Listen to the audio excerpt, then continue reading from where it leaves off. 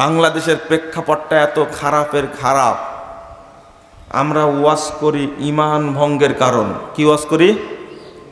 ঈমান ভঙ্গের কারণ। আমি ওয়াজ করি উল্টাটা। আপনারা বলেন তো, যে জীবনে ওযু করেনি তার ওযু ভাঙ্গার সম্ভাবনা আছে? কথাটা মনে বুঝেননি। যে কোনোদিন ওযু করেনি এর ভাঙতে পারে ওযু? এর হ্যাঁ করেইনি, ভাঙবে কি করে? এবার বুঝছেন তো? আচ্ছা আচ্ছা আচ্ছা, ভালো কথা। একজন লোক ওই ল্যাংটার মাজারে টাকা দিয়েছে। কি দিয়েছে? ও বিশ্বাস করে ল্যাংটার মাজারে টাকা। ল্যাংটার মাজার চিনেন তো? খুব ভালো চিনেন আপনারা। টাকা দিয়ে আসছে, বেশি না, 5 টাকা দিয়েছে। 5 টাকা কয়েন পাওয়া দিয়ে আসছে। বলেন তো এই লোকটার ঈমান আছে? কি হয়েছে? নষ্ট হয়ে গেছে, তাই না? ঈমান কি হয়ে গেছে? নষ্ট হয়ে গেছে। তাহলে আমি এতক্ষণ কি বুঝালাম? এতক্ষণ এই বুঝানোর পরেই তো উদাহরণটা দিলাম। যে জীবনে ওযু করেনি তার ওযু নষ্ট হয়? তা আপনি বলছেন ঈমান নষ্ট হয়ে গেছে। ঈমান কি ছিল? হ্যাঁ, ওর এই তো নষ্ট হলে কি করে? আমি তো এটাই জানাচ্ছি, যে বিশ্বাস রাখে ল্যাংটার মাজারে টাকা দিলে রোগ ভালো হয়ে যায়, এটা তার বিশ্বাস না? বিশ্বাস তো এটা। আপনি বলেন তো, এই বিশ্বাসটা অন্তরে থাকা পর্যন্ত তার মাথার উপর দিয়ে, তার বাড়ির উপর দিয়ে ঈমান জীবনে যাবে? তো আপনি বললেন কেন যে ঈমান নষ্ট হয়ে গেছে? ভুল হয়েছে এতক্ষণে। বয়স কত হয়েছে বলেন? 65? হ্যাঁ, 55 না, 49? ও 54, মানে 54। আচ্ছা, 54 বছর বয়সে বলছে যে ভুল হয়ে গেছে, তাই এখন বুঝেনি। একজন 82 বছর বয়সের লোক আমাকে বলছে, ঈমান তাহলে কি ঢুকেইনি? আমি বললাম যে এটাই হলো ঈমান, ঢুকেনি। এতদিন যা কিছু করলাম এর কি হলো? কিছুই হয়নি। কি হয়নি? কিছুই হয়নি। তো হজ যে আমি 3 বার করেছি, 82 বছর বয়স, হজ কয়বার করছে? 3 বার করতাম না। না না, ও হজ বাংলাদেশে আছে, ও মক্কায় যায়নি। এটা আপনি কি বলেন? আমিও তো বিশ্বাস করি যে তাবিজ গলায় বাঁধলে দাঁতের ব্যথা ভালো হয়ে যায়। এই বিশ্বাস যতদিন আপনার ভিতরে আছে ততদিন ঈমান আপনাকে শুঁকতেও যাবে না, দেখতেও যাবে না। ঈমান খুব মর্যাদাবান, ঈমানের লজ্জা আছে। ঈমান এত লজ্জাশীল। আরে পাপ করলে এমনিতে মিথ্যা বললে ঈমান থাকে না। মিথ্যা হলো কাবিরা গুনাহ। ইনজাউল ঈমান, ঈমানকে ছিনিয়ে নেওয়া হয় তার কাছ থেকে।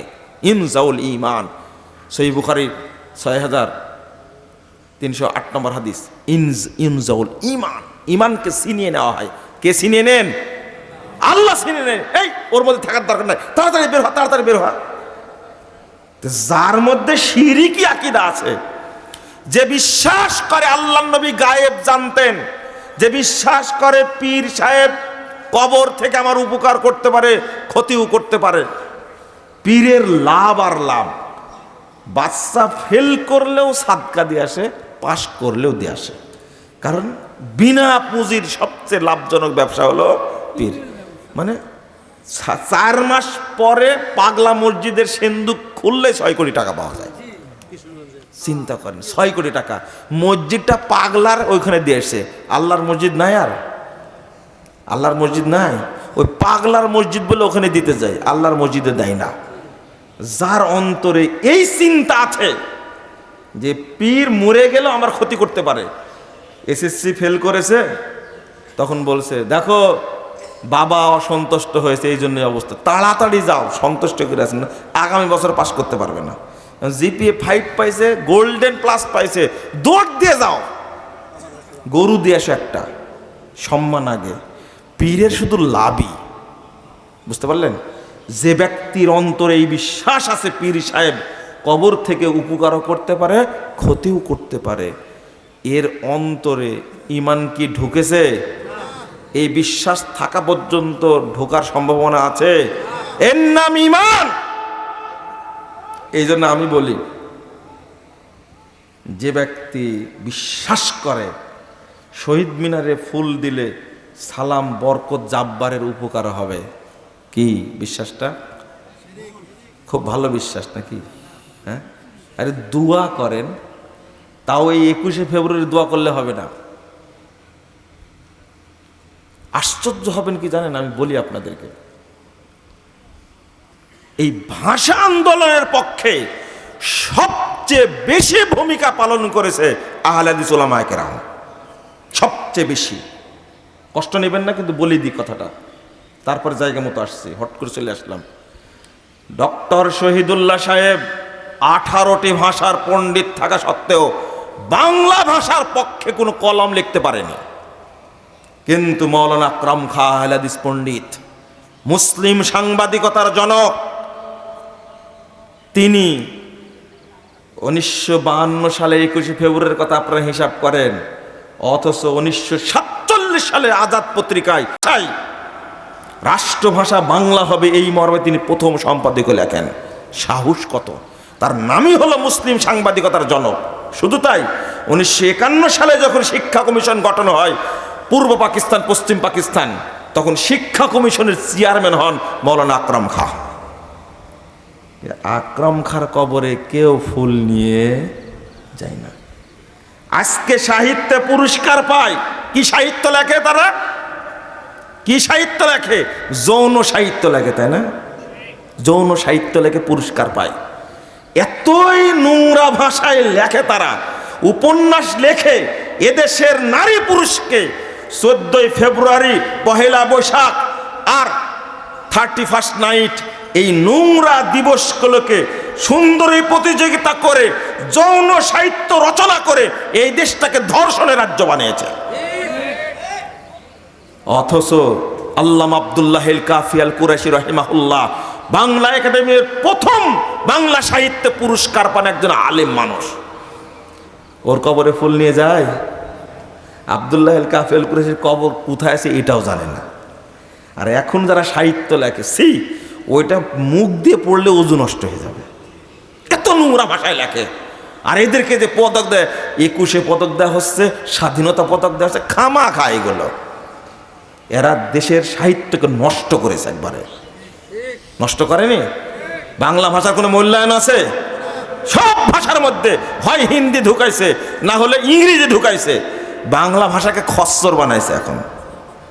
আস্তাগফিরুল্লাহ, কে বাংলা বলতে জানে? পহেলা বৈশাখ লেগেছে, এই ব্যাকুব, পহেলা বৈশাখ, এটা তালবাসা না দন্তিস বলেন তো? বৈশাখ বুঝি না, তালেবাসা না? রোডের উপরে বড় করে লেখছে, বক্তব্য দিয়ে যাচ্ছে, খাটাসরা লিখছে, দেখছে দন্তিস লেখছে, গাড়ি থামে বলছে, এই পহেলা বৈশাখ লেখা, বৈশাখ লিখতে জানো না তোমরা? বলছে কেন, ঠিকই তো লিখছি। আমি বলছি এটা তালেব বর্ষা হবে। তো আর একজন, আপনি হুজুর মানুষ, বুঝেন এইগুলো? খাটাসি জন্ম দিবে মনে করবেন। এটা হলো অবস্থা। ভাষা কাকে বলে? আকরাম খাঁর বই পড়ে শিখুন। ভাষা কাকে বলে? আল্লামা আব্দুল্লাহ আল কাফি আল কুরাইশির বই পড়ে শিখুন ভাষা কাকে বলে। আর একজন পণ্ডিত তো সবসময় আসে না, ক্ষণজন্ম পণ্ডিত, ডক্টর প্রফেসর আব্দুল বারী রাহিমাহুল্লাহ কতটা বিশ্ববিদ্যালয় প্রতিষ্ঠা করেছে, তার ভাষা জানেন আপনারা? তার সম্পর্কে জানেন? অভিভাষণ বইটা পড়ে দেখেন, ভাষা কাকে বলে, তার কাছ থেকে শিখা লাগবে তোমাকে। বন্ধুরা আমার, আমরা নিজেদের ঐতিহ্য নিজেরাই হারিয়ে ফেলেছি। কারণ ছাগলের পালে বাঘ চলতে চলতে বাঘও কি হয়ে গেছে? ছাগল হয়ে গেছে। এটা হলো তাই।